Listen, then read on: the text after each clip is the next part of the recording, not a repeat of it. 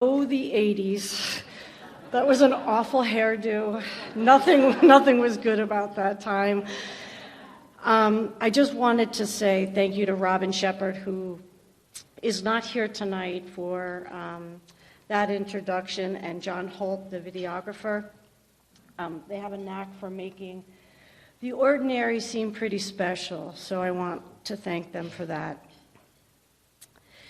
To my mind, I had a fairly unremarkable athletic career at Trinity.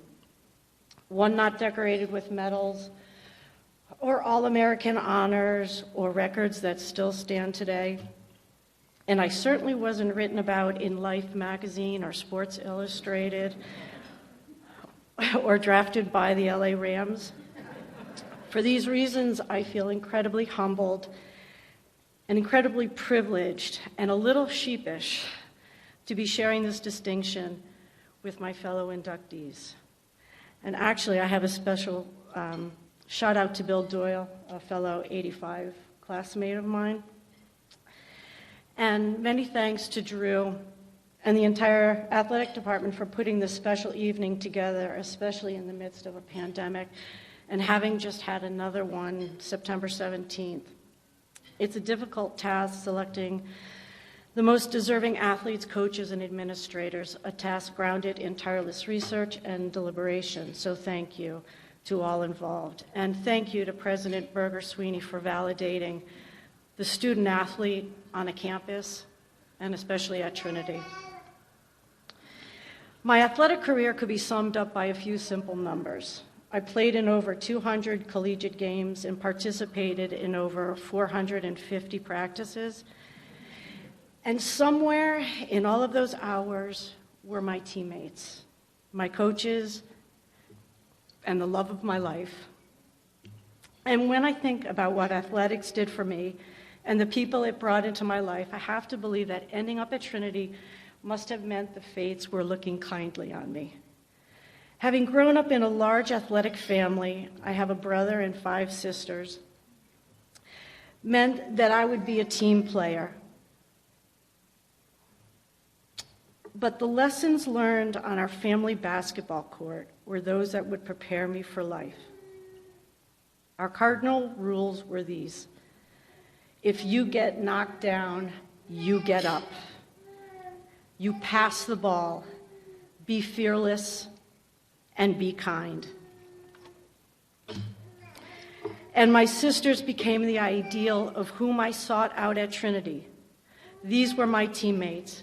Many of the women I played alongside were warriors, not claiming individual glory, but pushing the female agenda ahead.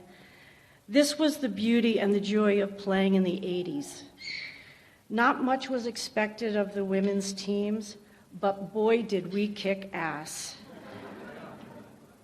And I'd like to believe that our commitment to the women's sports program back in the 80s had a little bit to do with the success and the quality of the program today.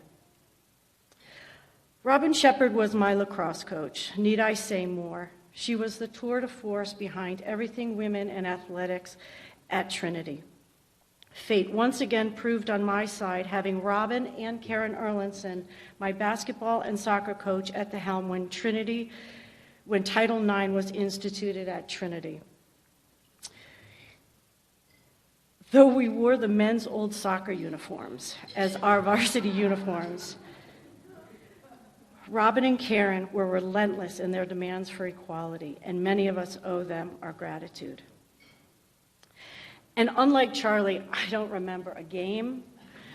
I don't remember much of anything, although there was just a sense of joy and freedom in playing. But there is one practice. There is one practice I'll never forget. And yes, a practice. And you know, I'm from Philadelphia, that we Philadelphians don't think too much of practice. It was a warm autumn day during the fall. It was probably 40 years ago to this week. 40 years ago, we were going to scrimmage the men's soccer team. He was the captain of the men's team. It's something about him about him caught my eye. It was love at first sight, and I believe that, again, the universe conspired with the fates to make this happen. But I do remember it was a Wednesday night, so I know 80 had their party that night, and he was there that, again, I saw him. Peter was my destiny 40 years ago and has been my rock and my joy ever since. Last weekend, we just celebrated our 35th wedding anniversary. Thank you. We celebrate our three kind, amazing, and funny kids every day, and we are blessed with 3 beautiful and healthy grandchildren whom we get to see every day. And I'd just like to end this with a quote that I feel mirrors the way I feel my life has unfolded. And it goes like this: accept the things to which fate binds you, and love the people with whom fate brings you together, but do so with all your heart. Thank you.